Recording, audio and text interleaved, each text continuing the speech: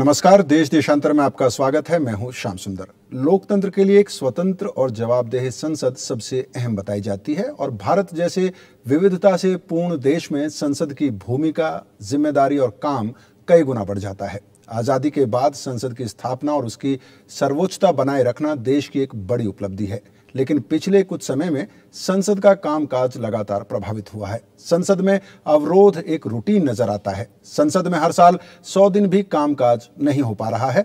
कई बार पूरे के पूरे सत्र अवरोध की भेंट चढ़ गए हैं। संसदीय लोकतंत्र में संसद सर्वोच्च संस्था है, लेकिन सर्वोच्च संस्था के लिए क्या मानदंड भी सर्वोच्च नहीं होने चाहिए? संसद की लोगों के प्रति जवाबदेही है। इस जवाबदेही को सुनिश्चित करने के लिए क्या किया जाए, इस पर चर्चा के लिए आज हमारे साथ कई खास मेहमान मौजूद हैं। स्टूडियो में मेरे साथ हैं नीना व्यास, वरिष्ठ पत्रकार हैं। इसके अलावा सीपीएम के संसदीय दल के नेता सीताराम येचुरी भी हमारे साथ जुड़े हुए हैं। प्रकाश जावड़ेकर बीजेपी के राज्यसभा सांसद हैं और राष्ट्रीय प्रवक्ता हैं।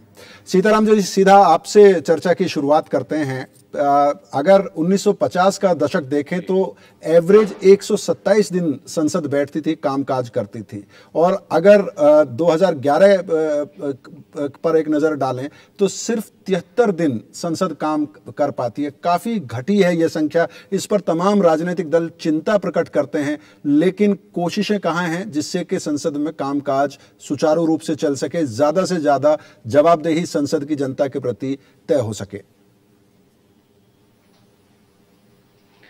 देखिए, इसके अंदर ये जो बात आपने कही बिल्कुल सही है और ये बड़ी दुर्भाग्यपूर्ण बात है कि हमारी संसदीय प्रणाली के लिए ये जो भी घट रहा है ये ठीक नहीं है। तो इसलिए हमारा प्रस्ताव रहा है, हमने दोनों सदनों में भी हमारे साथी इसको उठाए हैं सीपीएम के, और हम ये चाहते हैं कि एक संशोधन लिया जाए हमारे संविधान में, जहां पर ये निश्चित किया जाए कि कम से कम 100 दिन पार्लियामेंट के सेशन होंगे, कम से कम जी। और पार्लियामेंट का टाइम टेबल आपको तय करके घोषित करना होगा साल की शुरुआत में ही, ताकि और कोई कामकाज इस तरीके से ना आए जिस तरीके से पिछले कुछ सदन के सत्रों में हमने देखा। ज्यादा दिन अपने प्रधानमंत्री विदेशी यात्रा में रहते हैं और ये कहा जाता है कि उन देशों की टाइम टेबल के आधार पर हमें जो है तय करना था डेट। अगर हम भी अपना टाइम टेबल दे दें तो पूरी दुनिया को पता चलेगा, इलेक्शन कमीशन को भी पता चलेगा, ताकि चुनाव भी बीच में ना आ जाए और उस वजह से अपनी डिस्ट्रप्शन हो। तो इस तरीके की संशोधन की जरूरत है संविधान में, वरना और कोई उपाय हमारे सामने आज के दिन नहीं है कि संसद अपनी जिम्मेदारी को पूरा करने के लिए उनको बैठना होगा कम से कम 100 दिन। और ये जिम्मेदारी अगर पूरा नहीं करती संसद, तो सिर्फ संसद के लिए नहीं, हमारी पूरी की पूरी संसदीय प्रणाली के लिए ये एक बहुत ही खतरनाक साबित हो सकता है, क्योंकि हमारे संविधान के चलते हुए जवाबदेही सरकार की है संसद की ओर और संसद की जवाबदेही है जनता की ओर जी। तो आपकी पार्टी, और जब हम शुरू करते हैं हमारी संविधान वी द पीपल के नाम से, और पीपल सॉवरेंटी जो है वो है सुप्रीम, उसको रखना है तो संसद को चलना है जी। तो आप संविधान में संशोधन के पक्ष में हैं। प्रकाश जावड़ेकर जी, आपके पास आना चाहेंगे। सीपीएम चाहती है कि कम से कम 100 दिन कामकाज संसद में हो और इसके लिए संविधान में संशोधन लाया जाए। इस संशोधन के बावजूद एक जो बहुत जरूरी चीज नजर आती है कि राजनीतिक दलों का वो कमिटमेंट कि संसद जब संशोधन आएगा तब आएगा, लेकिन कम से कम जो जनता के मुद्दे हैं, जो जनता के सवाल हैं, वो संसद में उठें और कम से कम 100 दिन एक एवरेज कम से कम मान लिया जाए कि 100 दिन तो संसद में कामकाज हो पाए। नहीं, बिल्कुल 100 दिन तो कम से कम होना ही चाहिए, क्योंकि हम मानते हैं लोकतंत्र का संसद एक मंदिर है और लोकतंत्र में संसद का चलना हमारा मजहब है, और इसलिए ये निश्चित रूप से 100 दिन चलना चाहिए। लेकिन दो मुद्दे उसके मूल में है। 57 की आपने बात बताई कि 127 दिन चलता था 50 के दशक में, लेकिन तब सांसद की स्थायी समितियां नहीं होती थी। अब स्थायी समितियां एक लघु रूप संसद के रूप में काम करती है और वो एक प्रभावी काम हो रहा है, ये बताना चाहिए, क्योंकि लोगों के नज़र में बहुत कम आता है, क्योंकि प्रेस को वहाँ इजाज़त नहीं है। लेकिन एक एक सांसदीय समिति एक 50-60 दिन वो चलते हैं, तो वो भी महत्वपूर्ण है। और इसलिए मुझे लगता है कि उसको भी नजरअंदाज नहीं करना चाहिए।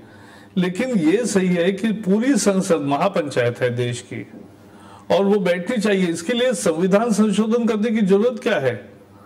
ये तो सरकार ने तय करने की बात है और चलनी चाहिए। लेकिन इनका सुझाव भी ठीक है सीताराम जी का कि संविधान संशोधन होता है तो कंपलसरी बुलाना ही पड़ेगा, नहीं तो आज कोई पाबंदी नहीं है 100 दिन बुलाने पर।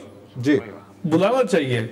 लेकिन सरकार को भी चाहिए कि वो भागना चाहती है संसद से, क्योंकि वो जवाबदेही बनती है, फिर तो जवाबदेही टालना चाहती है सरकार।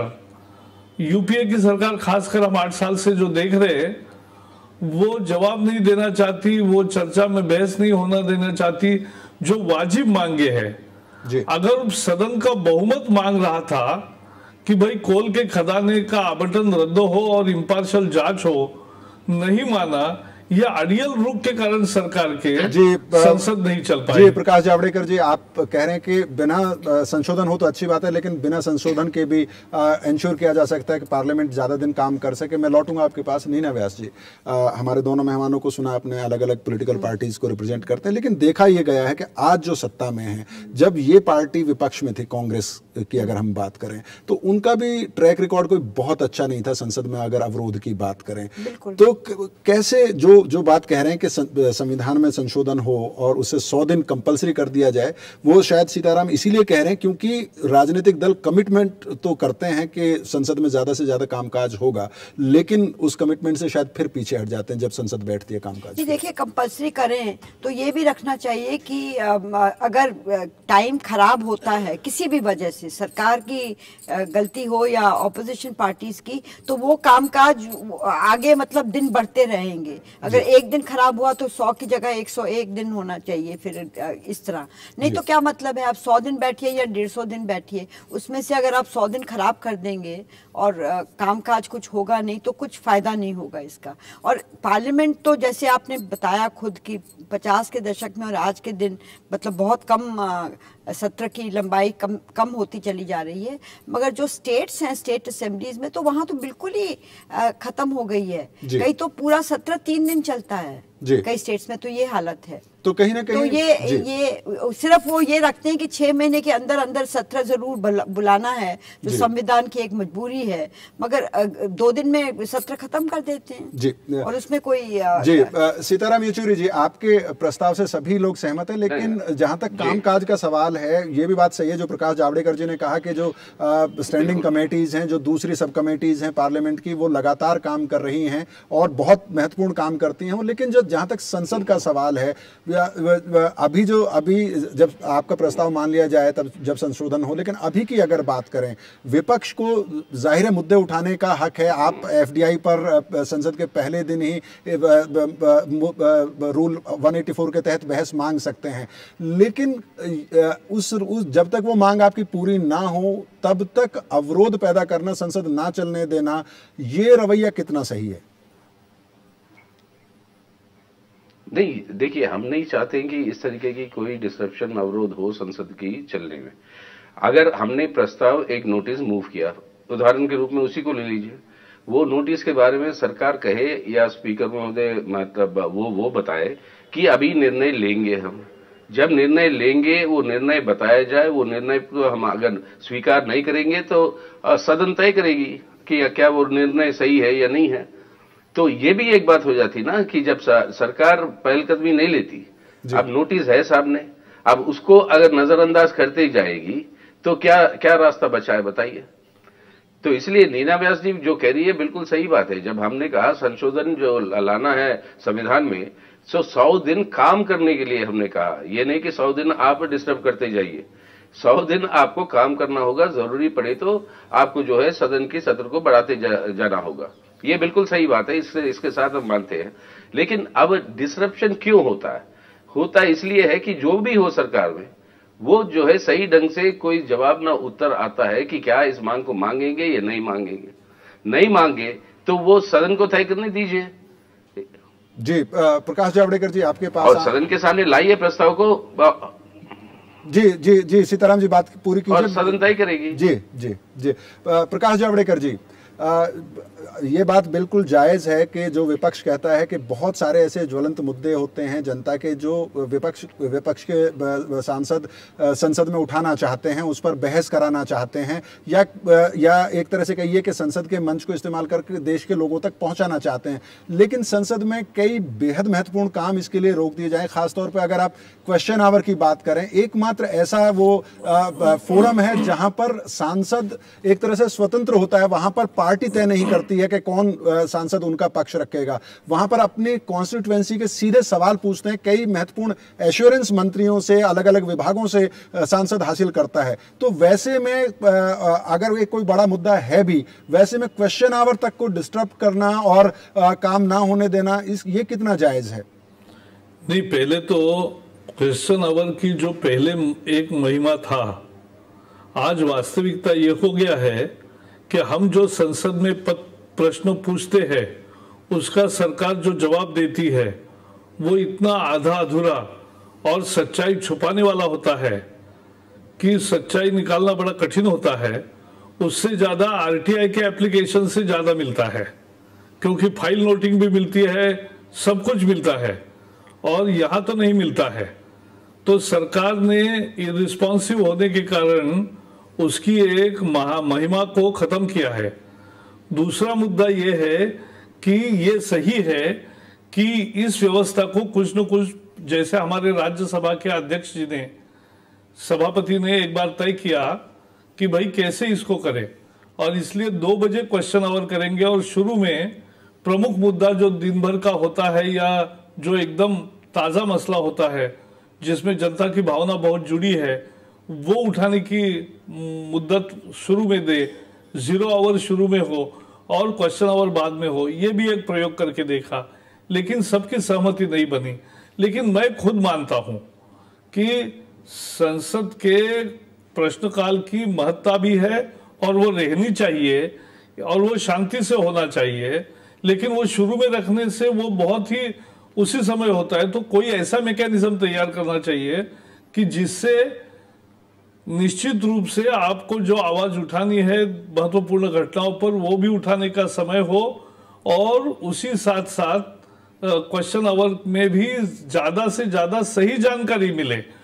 आज कोई ऐसा नहीं हो रहा है कि क्वेश्चन आवर के द्वारा कोई बहुत समस्याएं सुलझ रही है या क्वेश्चन आवर के द्वारा कुछ हो रहा है, जो पहले होता था जी, आज नहीं होता है। जी और इसलिए ये बड़ी दिक्कत की बात है। जी प्रकाश जी, आप भी मानते हैं कि कुछ इनोवेटिव तरीके अपनाने चाहिए जिससे कि संसद में ज़्यादा से ज़्यादा काम हो सके?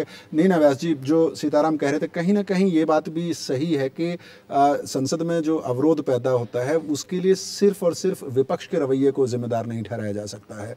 2G के मामले पर जब जेपीसी की मांग हो रही थी विंटर सेशन में, पूरे सेशन में सरकार नहीं मानी, और उसके बाद अगले सेशन में आप पहले दिन ही मान जाते हैं। इसके अलावा सीताराम जी की पार्टी ने जो नोटिस दिया है उस पर तुरंत फैसला हो, उनको पता हो कि उनको किस नियम के तहत बहस की इजाजत मिलेगी।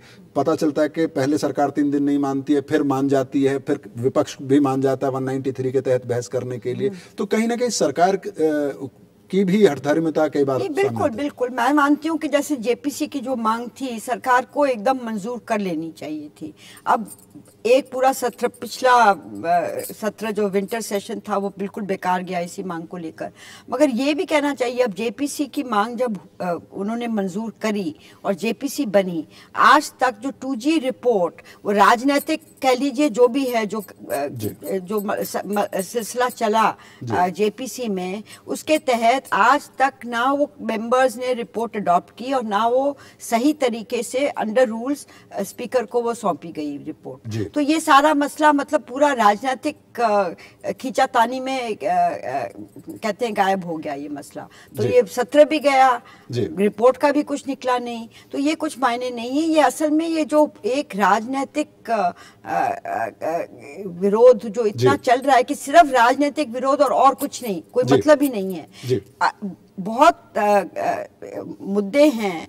विमेन्स रिजर्वेशन बिल कई सालों से, अब राज्यसभा ने तो पास कर दिया, लोकसभा में अब पूरा कितने और सत्र चले जाएंगे वो रुका हुआ है। लैंड एक्विजिशन बिल जो बहुत ही एक महत्वपूर्ण बिल है, बेशक आप ऑपोजिशन उसको अपोज करे या कोई सजेशंस दे कि इसमें ये बदलाव आने चाहिए, मगर आप कोई हर मुद्दे को लेकर और आप कहेंगे कि हम सत्र नहीं चलने देंगे, अपनी बात कहें पूरी, मगर ये कहना कि बेशक कांग्रेस जब ऑपोजिशन में थी, जैसे जॉर्ज फर्नांडिस इस्तीफा दें इसको लेकर उन्होंने मुद्दा बनाया था और हाउस को नहीं चलने दिया। जी बिल्कुल, जो आज पार्टी सत्ता में है जब वो विपक्ष में थी उसका भी रिकॉर्ड लगभग वैसा ही है। इस चर्चा को और आगे बढ़ाएंगे। रेणुका चौधरी कांग्रेस पार्टी की सांसद भी हमारे साथ जुड़ेंगी, लेकिन फिलहाल वक्त एक बहुत छोटे से ब्रेक का।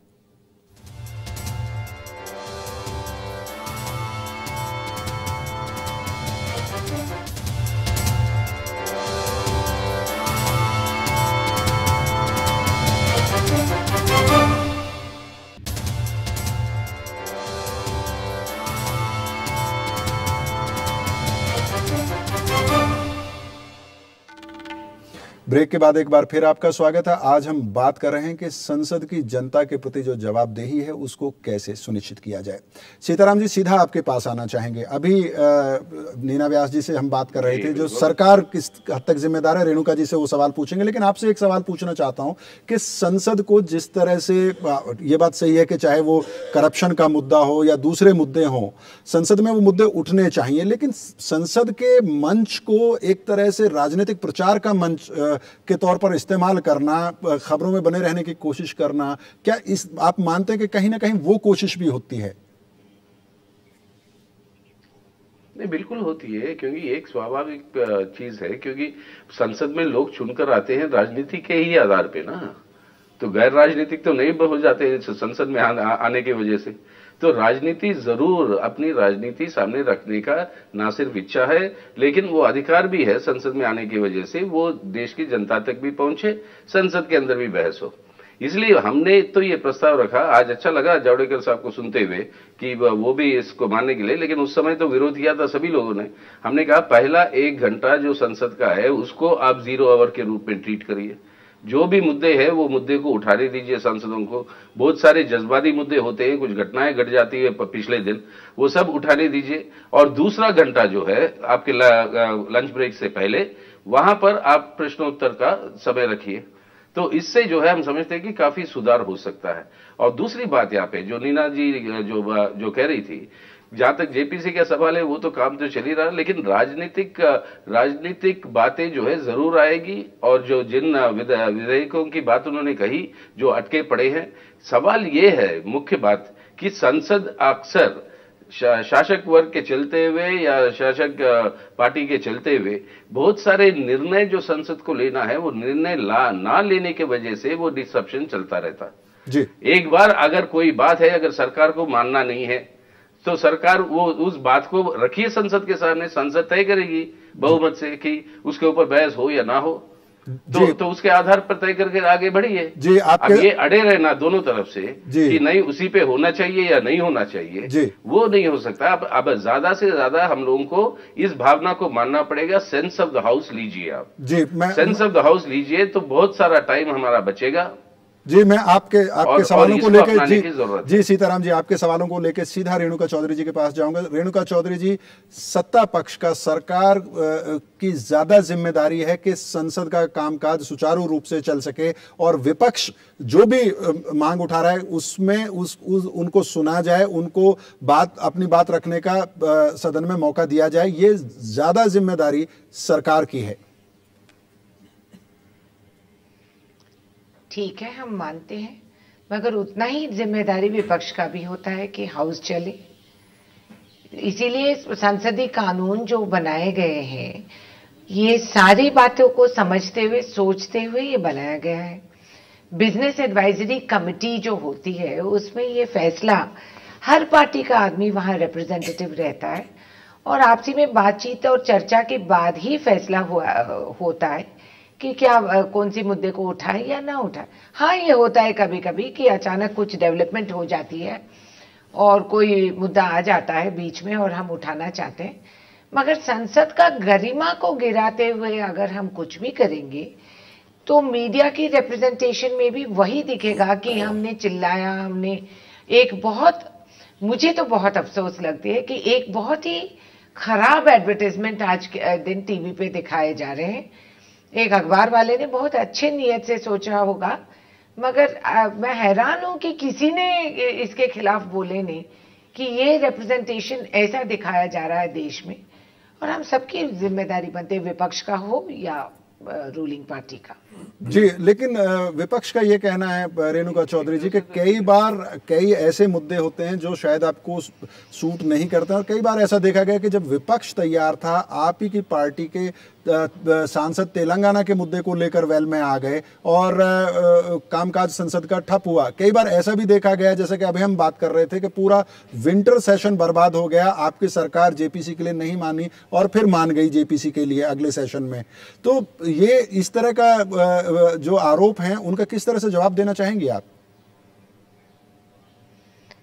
देखिए, आरोप ही रहेंगे, मगर मैं बात ये कहना चाह रही हूँ कि अगर हम सिर्फ राजनीतिक तौर से वन अपमैनशिप सोचते हुए चलेंगे, जेपीसी के फॉर्म करने का तरीका होती है, अगर आपको बात करना था तो कहीं और फोरम और प्लेटफॉर्म भी है।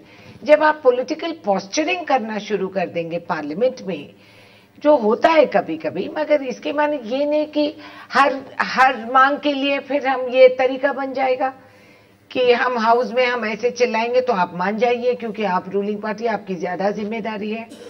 ऐसी बात नहीं। देखिए, हम जो भी बेंच में बैठे रहे, दुनिया और देश हमें यही देखती है कि हम संसद के लोग हैं जी। और वो नहीं देखेंगे कि ये फलाना पार्टी का, ये ढिमकाना पार्टी का है। वो यही सोचते हैं कि भाई ये तरीका नहीं है, हमने इन लोगों को वोट देके भिजवाया हाउस चलाने के लिए, और ये हाउस नहीं चलने दे रहे किस बात पे। अगर ऐसा कोई बात है तो बातचीत से हम निपट सकते हैं जी। आजकल हम टेररिस्ट से बात करते हैं, एक दूसरे से नहीं बात कर सकते। जी बिल्कुल रेणुका चौधरी जी बिल्कुल। हाँ, जेपीसी के मांग क्योंकि ये डेमोक्रेटिक ढंग से पूछा गया था जी, उसके बाद हमने सोचा, मगर उस समय उसी क्षण हम मान लेंगे ये तो नहीं होगा जी ना। अगर ये रोल रिवर्सल हो तो वो भी नहीं मानेंगे जी। रेणुका चौधरी जी, मुख्य विपक्षी पार्टी से प्रकाश जावड़ेकर जी इस वक्त हमारे साथ शो में हैं। प्रकाश जावड़ेकर जी, रेणुका चौधरी जी कह रहे हैं कि विपक्ष को भी रीजनेबल होना चाहिए। अगर आप कोल गेट का मसला सामने आता है, सीएजी की रिपोर्ट है, उसको पीएसी में जाना है, उसका आकलन होना है, लेकिन अगर मुख्य विपक्षी पार्टी इस बात पे अड़ जाए कि प्रधानमंत्री इस्तीफा दे या एक तरह से सरकार को अब नैतिक हक नहीं है रहने का ऑफिस में, और उस मांग पर आप संसद का कामकाज ना होने दें, आप सड़कों पे ये मांग उठाएं, जायज है राजनीतिक पार्टी के तौर पर? नहीं, उस समय भी हमने साफ किया था कि प्रधानमंत्री की इस्तीफे की, क्योंकि उन्होंने नैतिक जिम्मेवारी लेनी चाहिए, उनके हस्ताक्षर से कोल ब्लॉक का आवंटन हुआ है। लेकिन ये मांग संसद सत्र चलने के लिए हमारी शर्त नहीं थी, शर्तें केवल दो थी, और जिसके पक्ष में केवल विपक्ष नहीं सरकार के समर्थक दल भी थे कि भाई जांच निष्पक्षता से हो, और दूसरी, आज सुप्रीम कोर्ट ने भी वही कहा है लगभग, और दूसरा यह है कि उसके कोल खदान को आवंटन रद्द किया जाए तब तक। तो ये जो मांगे थी वो, क्योंकि देखो सरकार कहती है चर्चा करो, ये केवल डिबेटिंग सोसाइटी नहीं है जी, ये सीट ऑफ अकाउंटेबिलिटी भी है। अगर संसद में हर समय सरकार फिर दूसरा आर्गुमेंट करती है कि है तो नो कॉन्फिडेंस मोशन लाओ जी, हर चीज नो कॉन्फिडेंस मोशन की नहीं होती भाई। आपको जनता ने चुन के दिया है तो आप राज्य करो, लेकिन जवाबदेही आपकी बनती है कि संसद का बहुमत अगर ये चाहता है एक आध चीज तो उसको मानना चाहिए जी। प्रकाश जी, मुझे लगता है प्रकाश जी, कार्यक्रम का समय समाप्त हो रहा है। संक्षिप्त टिप्पणी एक सीताराम जी से ले लेते हैं, पहले फिर नीना जी आपके पास आऊंगा। सीताराम जी, कुल मिलाकर अभी यहाँ पर कम से कम इस मंच पर ये राय बन रही है कि संसद का जितना ज्यादा हो सके समय का सदुपयोग करना चाहिए। प्रकाश जी ने खुद जिक्र किया कि राज्यसभा के चेयरमैन ने कुछ कोशिशें वैसी की थी। क्या आने वाले वक्त में इस तरह की कोशिशें तमाम राजनीतिक दल मिल बैठ के करेंगे? इस तरह की संभावनाएं हैं कि कुछ इनोवेटिव रास्ते निकाले जाएं जिससे कम से कम क्वेश्चन आवर जैसे जरूरी जो हिस्से हैं काम के रोज के, उनको बचाया जा सके? जी बिल्कुल बिल्कुल बिल्कुल, इसके लिए हम तो, हमारी पूरी सहमति है। हमने कई सारे प्रस्ताव भी रखे, अभी आपके सामने कहा था पहले घंटे में आप 0 ओवर करिए, उसके बाद क्वेश्चन आवर करिए, तब तो मेरे हिसाब से और अच्छा चलेगा। खैर इस तरीके की बात हम कर सकते हैं, लेकिन एक चीज स्पष्ट होनी चाहिए कि विपक्ष का भी जिम्मेदारी है संसद को चलने में, इसमें अंदर कोई दो राय नहीं है। संसद का है और आपके अध्यक्षों का है, दोनों सदनों के, इन सबकी जिम्मेदारियां हैं, लेकिन सबसे ज्यादा जिम्मेदारी हर समय उनके पास होती है जो सरकार में है जी।